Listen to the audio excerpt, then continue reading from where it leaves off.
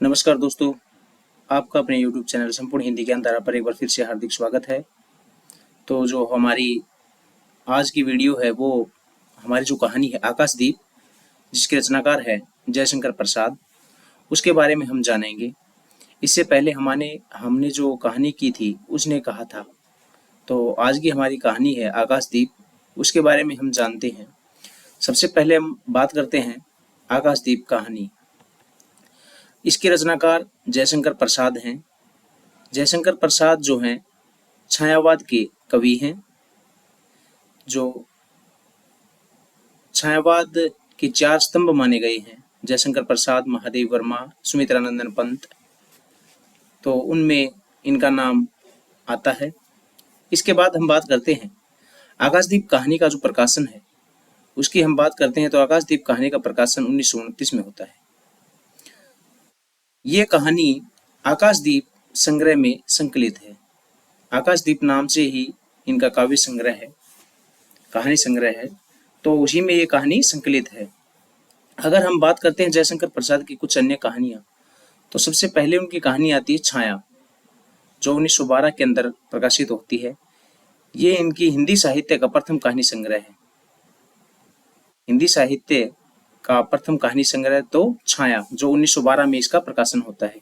इसके बाद आती है ध्वनि, प्रतिध्वनि 1926। आकाशदीप जो है आज हम पढ़ेंगे 1929, आंधी 1931 और इंद्रजाल 1936। ये इनके कहानी संग्रह हैं जयशंकर प्रसाद के।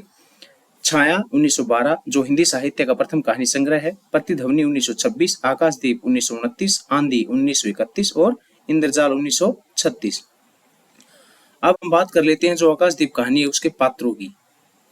जो इसके पात्र हैं चंपा, बुद्धगुप्त, मणिभद्र, जया, तो ये 4 मुख्य रूप से इसके पात्र हैं। चंपा, बुद्धगुप्त, मणिभद्र, जया, ठीक है।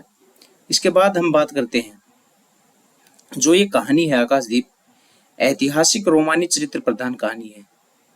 इतिहास की जो घटनाएं हैं, पौराणिक घटनाएं, उन चीजों का इसमें संकलन किया गया है। तो ऐतिहासिक रोमानी चरित्र प्रधान कहानी है। नारी चंपा जो है उसके अंतर्द्वंद एवं मनोदशा का चित्रण इस कहानी के अंदर किया गया है। जो इस कहानी की नायिका है चंपा, उसके जो अंतर्द्वंद, जो अंदर मन के अंदर जो कुछ द्वंद्व चले हुए हैं, उसके मनोदशा का चित्रण इस कहानी के अंदर हमें दिखाई देगा। इसके बाद बात करते हैं चंपा का चित्रण कर्तव्यनिष्ठ, साहसिक एवं चारित्रिक दृढ़ता से युक्त नारी के रूप में किया गया है। जो चंपा है चरित्रवान स्त्री है, साहसिक है, किसी भी प्रकार की वो हार मानने को तैयार नहीं है, अपनी दृढ़ता का परिचय वो इस कहानी के अंदर देती है। उसके बाद है प्रेम एवं घृणा का अंकन तथा असफल प्रेम की ये कहानी है। अंत में जो चंपा और बुद्धगुप्त है वो एक नहीं हो पाते हैं, तो जो असफल प्रेम की कहानी इसके अंदर दर्शाई गई है। आगे है जलदस्यु के जीवन की चुनौतियों का अंकन है। आकाशदीप का जलना चंपा के व्यक्तिगत जीवन की त्रासदी का प्रतीक है। इंपॉर्टेंट है भाई ये, ठीक है। जो आकाशदीप का जलना है वो चंपा के व्यक्तिगत जीवन की त्रासदी का प्रतीक है, ठीक है। आकाशदीप मुक्ति की कहानी है, क्योंकि जो बुद्धगुप्त और चंपा एक नाव के ऊपर बंदी बनाए गए हैं, तो उस बंधन से जो मुक्त होते हैं उसका वर्णन इसमें किया गया है। आकाशदीप मुक्ति की कहानी है। स्वदेश के प्रति प्रेम, अंग्रेजों से मुक्ति, स्त्री और पुरुष की मुक्ति, ये चीजें इसमें दर्शाई गई है। तो हम बात करते हैं इस स्लाइड में जो हमने देखा कि जो ये कहानी है उसका प्रकाशन वर्ष 1929 में होता है। जयशंकर प्रसाद की ये कहानी है। छायावाद के रचनाकार है जयशंकर प्रसाद जी। तो इनके अन्य जो कहानी संग्रह है वो छाया है 1912 में, जो इनका हिंदी साहित्य का प्रथम कहानी संग्रह है। प्रतिध्वनि 1926, आकाशदीप 1929, आंधी 1931, इंद्रजाल 1936। और जिसके पात्र हैं चंपा है, बुद्धगुप्त है, मणिभद्र है, जया है, नायक इत्यादि। ऐतिहासिक रोमानी कहानी है। जो प्रेम और घृणा का इसमें अंकन किया गया है। असफल प्रेम की कहानी है। आगे चलते हम कहानी के बारे में अब देखते हैं। कहानी हम पंक्ति बाई पंक्ति, जो लाइन बाय लाइन है उसको देखते हैं। बंदी, क्या है, सोने दो। मुक्त होना चाहते हो, अभी नहीं, निद्रा खुलने पर चुप रहो, फिर अवसर न मिलेगा। बड़ा शीत है, कहीं से एक कंबल डालकर कोई शीत से मुक्त करता। आंधी की संभावना है, यही अवसर है, आज मेरे बंधन स्थिल हैं। आज मेरे बंधन स्थिल है। ये पंक्ति देख के हमसे पूछ लेगा कि भाई आज मेरे बंधन स्थिल हैं। ये किस कहानी की जो पंक्ति है, तो आकाशदीप कहानी की पंक्ति है। तो क्या तुम भी बंदी हो? हाँ, धीरे बोलो, इस नाव पर केवल 10 नाविक और प्रहरी है। तो इसको नोट डाउन कर लेना भाई कि जो नाव पर कितने व्यक्ति हैं, तो 10 नाविक और जो है एक प्रहरी, तो कुल कितने हो गए? 11। ठीक है भाई, 11 व्यक्ति जो हैं नाव पर हैं। शस्त्र मिलेगा? मिल जाएगा। पहुंच से संबंध रज्जू काट सकोगे? हाँ। समुद्र में हिलोरें उठने लगी, दोनों बंदी आपस में टकराने लगे। पहले बंदी ने अपने को स्वतंत्र कर लिया, दूसरे का बंधन खोलने का प्रयत्न करने लगा। लहरों के धक्के एक दोनों ही अंधकार से मुक्त हो गए। लहरों के धक्के एक दूसरे को स्पर्श से पुलकित कर रहे थे। मुक्ति की आशा, स्नेह का असंभावित आलिंगन। दोनों ही अंधकार में मुक्त हो गए। दूसरे बंदी ने हर्षा तरीके से उसको गले से लगा लिया। सहसा उस बंदी ने कहा, यह क्या, तुम स्त्री हो? क्या स्त्री होना कोई पाप है? इम्पोर्टेंट है भाई, वेरी इम्पोर्टेंट। क्या स्त्री होना कोई पाप है? ये पंक्ति देख के हमसे पूछ लेगा किस कहानी की है। तो ऐसी कुछ पंक्तियां जो है चंद्रगुप्त हमारा जो नाटक है 1931 में जो प्रकाशित होता है, उसके अंदर जो है ऐसी पंक्तियां हमें दिखाई देंगी। क्या स्त्री होना कोई पाप है? अपने को अलग करते हुए स्त्री ने कहा। शस्त्र कहाँ है? तुम्हारा नाम? चंपा। चंपा। तारक खचित नील अंबर और समुद्र के अवकाश में पवन उद्यम मचा रहा था। अंधकार से मिलकर पवन दुष्ट हो रहा था। समुद्र में आंदोलन था। नौका लहरों में विफल थी। स्त्री सतर्कता से लुढ़कने लगी। एक मतवाले नाविक के शरीर से टकराती हुई सावधानी से पथ प्रदर्शन ने चिल्लाकर कहा, आंधी। आपत्ति सूचक तूर्य बजने लगा। सब सावधान होने लगे। बंदी युवक उसी तरह पड़ा रहा। किसी ने रस्सी पकड़ी, कोई पाल खोल रहा था, पर युवक बंदी ढुलक कर उस रज्जू के पास पहुंचा जो पोत से संलग्न थी। तारे ढक गए, तरंगे उद्वेलित हुई, समुद्र गरजने लगा। भीषण आंधी पिशाचिनी के समान नाव को अपने हाथों में लेकर कंदुक क्रीड़ा और अट्टहास करने लगी। एक झटके के साथ ही नाव स्वतंत्र थी। उस संकट में भी दोनों बंदी खिलखिलाकर हंस पड़े। आंधी के हाहाकार में उसे कोई न सुन सका। आगे है, अनंत जल निधि में उषा का मथुरालोक फूट उठा। सुनहली किरणों और लहरों की कोमल सृष्टि मुस्कुराने लगी। सागर शांत था। नाविकों ने देखा, पोत का पता नहीं, बंदी मुक्त है। नायक ने कहा, बुद्धगुप्त, तुमको मुक्त किसने किया? कृपाण दिखाकर बुद्धगुप्त ने कहा, इसने। नायक ने कहा, तो तुम्हें फिर बंदी बनाऊंगा। आगे है, किसके लिए? पोताध्यक्ष मणिभद्र अतल जल में होगा नायक। अब इस नौका का स्वामी मैं हूं। तुम? जलदस्यु बुद्धगुप्त, कदापि नहीं, चौंक कर नायक ने कहा और अपना कृपाण टटोलने लगा। चंपा ने इसके पहले उस पर अधिकार कर लिया था। वह क्रोध से उछल पड़ा। तो तुम द्वंद्व युद्ध के लिए प्रस्तुत हो जाओ। जो विजयी होगा वह स्वामी होगा। इतना कहकर बुद्धगुप्त ने कृपाण देने का संकेत किया। चंपा ने कृपाण नायक के हाथ में दे दिया। भीषण घात प्रतिघात आरंभ हुआ। दोनों कुशल, दोनों त्वरित गति वाली थी। बड़ी निपुणता से बुद्धगुप्त ने अपना कृपाण दांतों से पकड़कर अपने दोनों हाथ में स्वतंत्र कर लिए। चंपा भय और विषम से देखने लगी। नाविक प्रसन्न हो गए, परंतु बुद्धगुप्त ने लागा उसे नायक का कृपाण वाला हाथ पकड़ लिया और विकट हुंकार से दूसरा हाथ कटी में डाल उसे गिरा दिया। दूसरे ही क्षण प्रभात की किरणों में बुद्धगुप्त का विजय कृपाण हाथों में चमक उठा। नायक की कातर आंखें प्राण भिक्षा मांगने लगी। बुद्धगुप्त ने कहा, बोलो, अब स्वीकार है कि नहीं? मैं अनुचर हूँ वरुणदेव की शपथ। मैं विश्वघात नहीं करूंगा। बुद्धगुप्त ने उसे छोड़ दिया। चंपा ने युवक जलदस्यु के समीप आकर उसके क्षतों को अपनी स्निग्ध दृष्टि और कोमल करों से वेदना विहीन कर दिया। बुद्धगुप्त के सुखित शरीर पर रक्त बिंदु विजय तिलक कर रहे थे। विश्राम लेकर बुद्धगुप्त ने पूछा, हम लोग कहाँ होंगे? बाली द्वीप से बहुत दूर। बाली द्वीप का भी इसमें जिक्र है। बाली द्वीप से बहुत दूर, संभवतः एक नवीन द्वीप के पास, जिसमें अभी हम लोगों का बहुत कम आना जाना होता है, सिंगल के वाणिकों का वहां प्राधान्य है। कितने दिनों में हम लोग वहां पहुंचेंगे? अनुकूल पवन मिलने पर 2 दिन में, तब तक के लिए खाद्य का अभाव न होगा। सहसा नायक ने नाविकों को डार लगाने की आज्ञा दी और स्वयं पतवार पकड़कर बैठ गया। बुधगुप्त ने पूछने पर उसने कहा, यहाँ एक जलमग्न शैलखंड है, सावधान न रहने से नाव टकराने का भय है। आगे है, तुम्हें इन लोगों ने बंदी क्यों बनाया? वणिक मणिभद्र की पाप वासना ने। तुम्हारा घर कहाँ है? जाह्नवी के तट पर। जाह्नवी के तट पर। चंपा नगरी की एक क्षत्रिय बालिका हूँ। तो क्या भाई, ये जो पात्र है हमारी चंपा, वो चंपा नगरी की एक क्षत्रिय बालिका हूँ। पिता इसी मणिभद्र के यहाँ प्रहरी का काम करते थे। जो चंपा के पिताजी हैं वो मणिभद्र के यहाँ किसका काम करते थे? तो भाई प्रहरी का काम वो करते थे। ठीक है, प्रहरी का काम किया करते थे। माता का देहावसान हो जाने पर घर में भी पिता के साथ नाव पर ही रहने लगी। 8 बरस से समुद्र में ही मेरा घर है। तुम्हारे आक्रमण के समय मेरे पिता ने 7 दस्युओं को मारकर जल समाधि ली।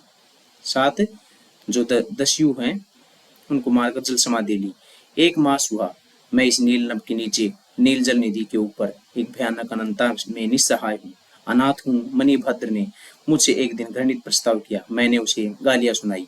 उसी दिन से बंदी बना दी गई। चंपा रोष से जल रही थी।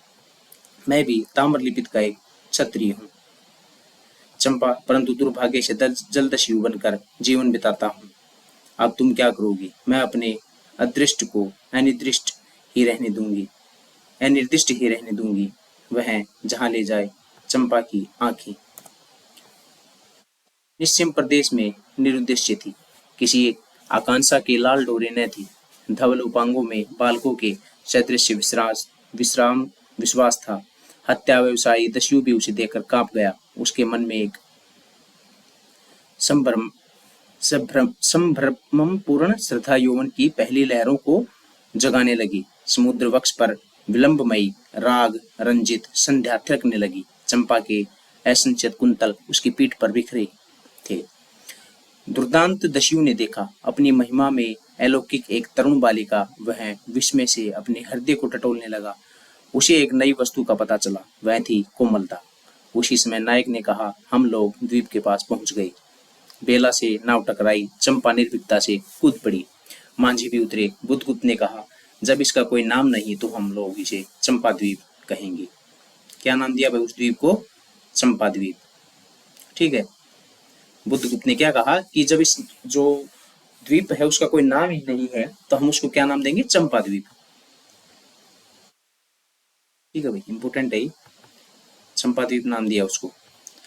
5 बरस बाद, कितने भाई? 5 बरस बाद शरद के धवल नक्षत्र नील गगन में झलमला रही थी। चंद्र की उज्जवल विजय पर अंतरिक्ष में शरद लक्ष्मी ने आशीर्वाद के फूलों और खिलों को बिखेर दिया। चंपा के उच्च सूद पर बैठी हुई तरुणी चंपा दीपक जला रही थी। बड़े यत्न से अप्रक की मंजूषा में दीप जल धरकर उसने अपनी सुकार उंगलियों से डोरी खींची। वह दीपाधार ऊपर चढ़ने लगा। भोली भोली आंखें उसे ऊपर चढ़ते बड़े हर्ष से देख रही थी। डोरी धीरे धीरे खिंच गई। चंपा की कामना थी कि उसका आकाशदीप नक्षत्रों से हिल मिल जाए, किंतु वैसा होना असंभव था। उसने आशा भरी आंखें फिरा ली। सामने जल राशि का रजत श्रृंगार था। वरुण बालिकाओं के लिए लहरों से हीरे और नीलम की क्रीड़ा सेल्स मालाएं बन रही थी और वे मायाविनी छलनाएं अपनी हंसी का कलनाद छोड़कर छिप जाती थी। दूर दूर से धीवरों का वंशी झनकार उनके संगीत सा मुखरित होता था। चंपा ने देखा कि तरल संकुल जल राशि में उसके कंडोल का प्रतिबिंब अत्यस्त था। वह अपनी पूर्णता के लिए सैकड़ों चक्कर काटता था। वह अनमनी होकर उठ खड़ी हुई। किसी को पास ने देखकर पुकारा, जया। एक श्यामा युवती सामने आकर खड़ी हुई। वह जंगली थी। नील नभोमंडल से मुख में शुद्ध नक्षत्रों की पंक्ति के समान उसके दांत हंसते ही रहती। वह चंपा को रानी कहती। बुधगुप्त की आज्ञा थी। चंपा को क्या कहकर पुकारती थी? वो जो स्त्री है वो रानी कहकर पुकारती थी। ठीक है भाई। महानाविक कब तक आवेंगे, बाहर पूछो तो, चंपा ने कहा। जया चली गई। दुरागत पवन चंपा के अंचल में विश्राम लेना चाहता था। उसके हृदय में गुदगुदी हो रही थी। आज न जाने क्यों वह बेसुध थी। वह दीर्घकाल दृढ़ पुरुष ने उसकी पीठ पर हाथ रख चमत्कृत कर दिया। उसने फिर कर कहा, बुद्धगुप्त, बावली हो क्या?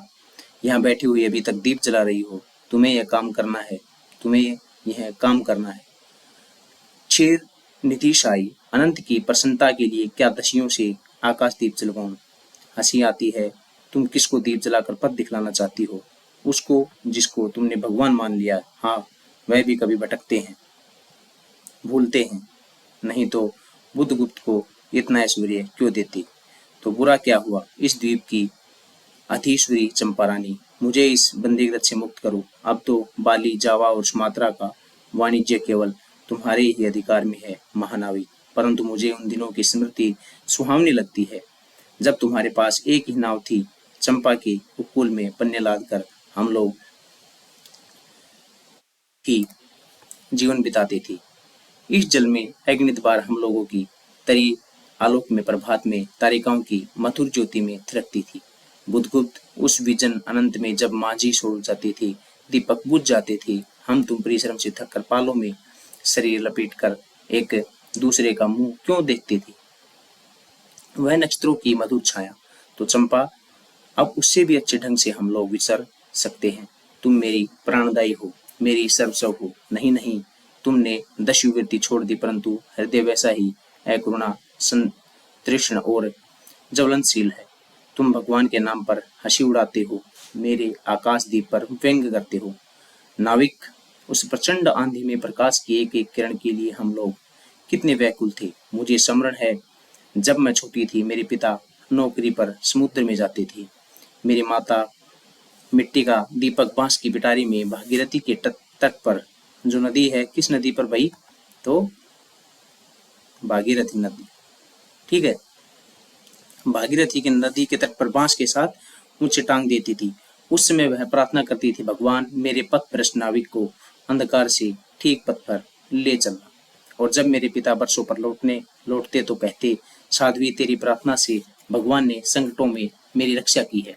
वह गदगद हो जाती। मेरी माँ, आह नाविक, यह उसी की पुण्य स्मृति है। मेरे पिता, वीर पिता की मृत्यु के निष्ठुर कारण जलदस्यु।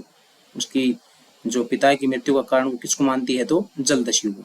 हट जाओ। सहसा चंपा का मुख क्रोध से भीषण होकर रंग बदलने लगा। महानायक ने कभी वह रूप नहीं देखा था। वह ठठाकर हंस पड़ा। यह क्या चंपा, तुम अस्वस्थ हो जाओगी, सो रहो, कहता हुआ चला गया। चंपा मुट्ठी बांधे उन्मादिनी सी घूमती रही। निर्जन समुद्र के उपकूल में वेला से टकराकर लहरें बिखर जाती थी। पश्चिम का पथिक थक गया था, उसका मुख पीला पड़ गया था। अपनी शांत गंभीर हलचल में जलनिधि विचार चंपा और जया धीरे धीरे उस तट पर जाकर खड़ी हो गई। तरंग से उठते हुए पवन ने उनके वसन को अस्त व्यस्त कर दिया। जया के संकेत से एक छोटी सी नौका आई। दोनों के उस पर बैठते ही नाविक उतर गया। जया नाव खेने लगी। चंपा मुग्ध सी समुद्र के उदास वातावरण में अपने को मिश्रित कर देना चाहती थी। इतना जल, इतनी शीतलता, हृदय की प्यास न बुझी। ये भाई इंपॉर्टेंट लाइन है।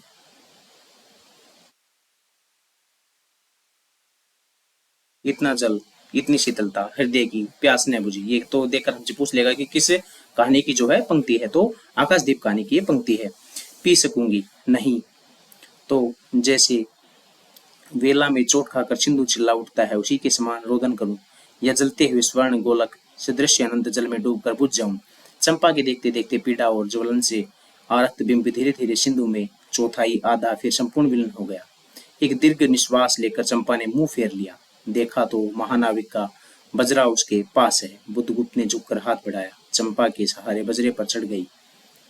चंपा उसके सहारे बजरे पर चढ़ गई। दोनों पास पास बैठ गई। इतनी छोटी नाव पर इधर घूमना ठीक नहीं। पास ही वह जलमग्न शैल खंड है। जलमग्न शैल खंड है। कहीं नाव टकरा जाती या ऊपर चढ़ जाती चंपा तो अच्छा होता। बुद्धगुप्त, जल में बंदी होना कठोर प्राचीरों से तो अच्छा है।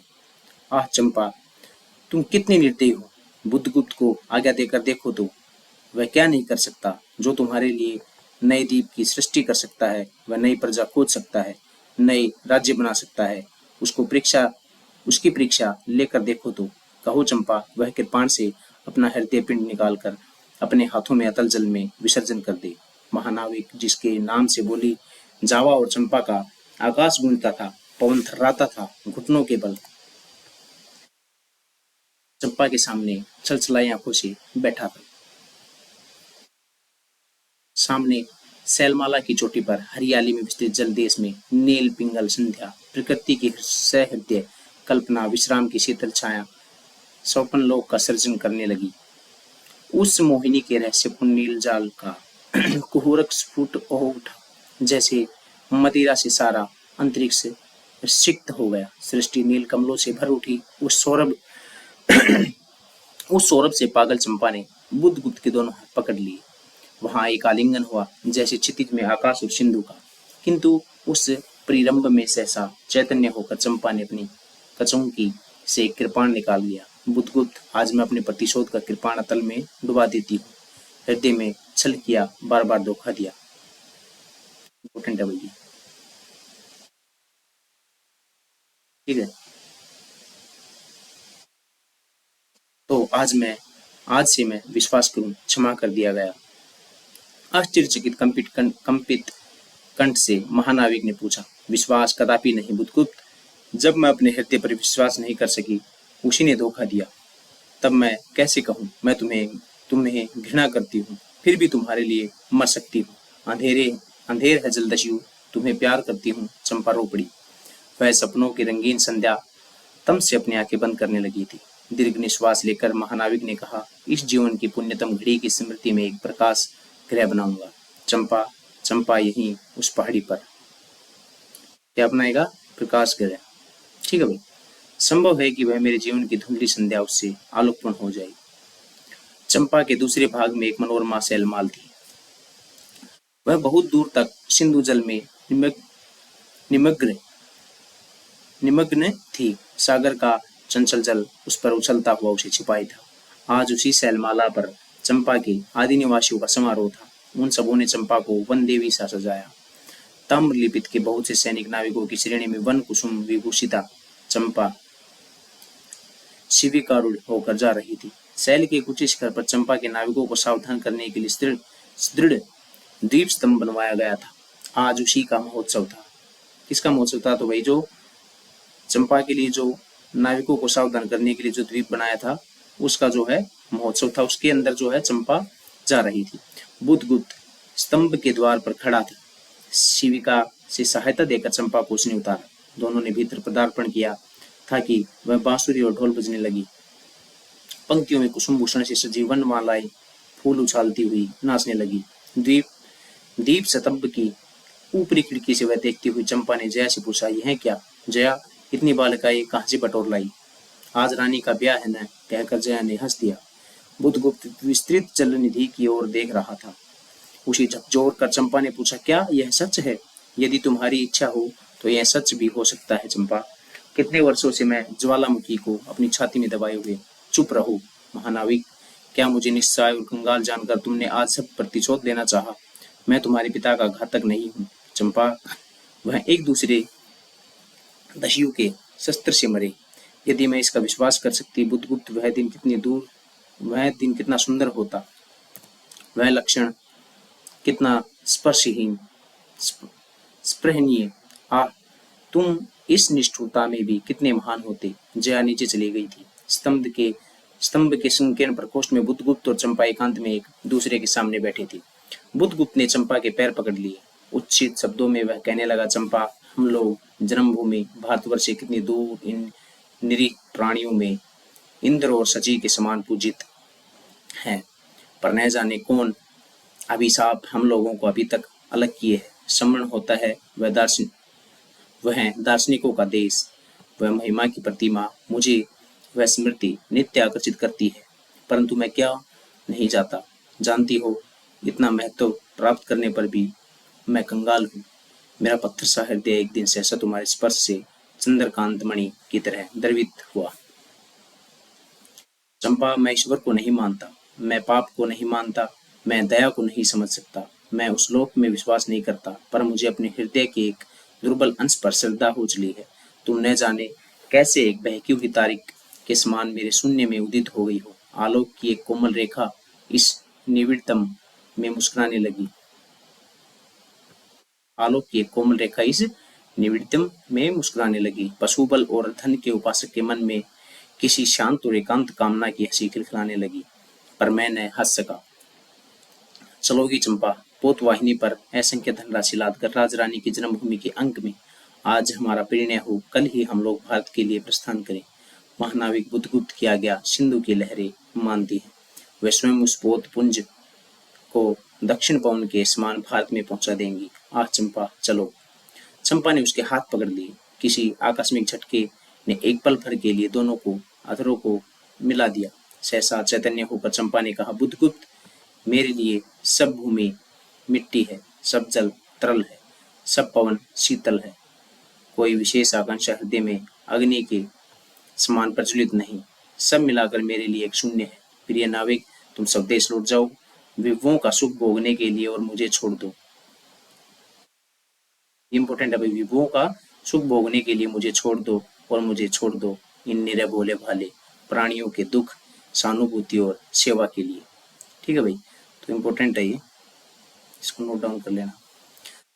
आगे है, तब मैं अवश्य चला जाऊंगा चंपा, यहाँ रहकर मैं अपने हृदय पर अधिकार रख सकूं, इसमें संदेह है। आह, उन लहरों में मेरा विनाश हो जाए। महानाविक के उच्छ्वास में विकलता थी। फिर उसने पूछा, तुम अकेली यहाँ क्या करोगी? पहले विचार था कि कभी कभी इस दीप स्तंभ से आलोक जलाकर अपने पिता की समाधि का जल से अन्वेषण करूंगी, किंतु देखती हूँ मुझे इसी में जलना होगा जैसे आकाशदीप। एक दिन स्वर्ण रहस्य के प्रभात में चंपा ने अपने द्वीप स्तंभ पर केवल स्तंभ पर से देखा। सामुद्रिक नावों की एक श्रेणी चंपा का उपकूल छोड़कर पश्चिम उत्तर की ओर महाजल व्याल के समान संतरण कर रही थी। उसकी आंखों में आंसू बहने लगे। यह कितनी ही शताब्दियों पहले की कथा है। चंपा आजीवन उस द्वीप स्तंभ में आलोक जलाती रही, किंतु उसके बाद भी बहुत दिन द्वीप निवासी उस माया, ममता और स्नेह सेवा की देवी की समाधि सदृश पूजा करते थे। एक दिन काल के कठोर हाथों में उसी के अपनी चंचलता में गिरा लिया। तो भाई ये हमारी कहानी थी आकाशदीप।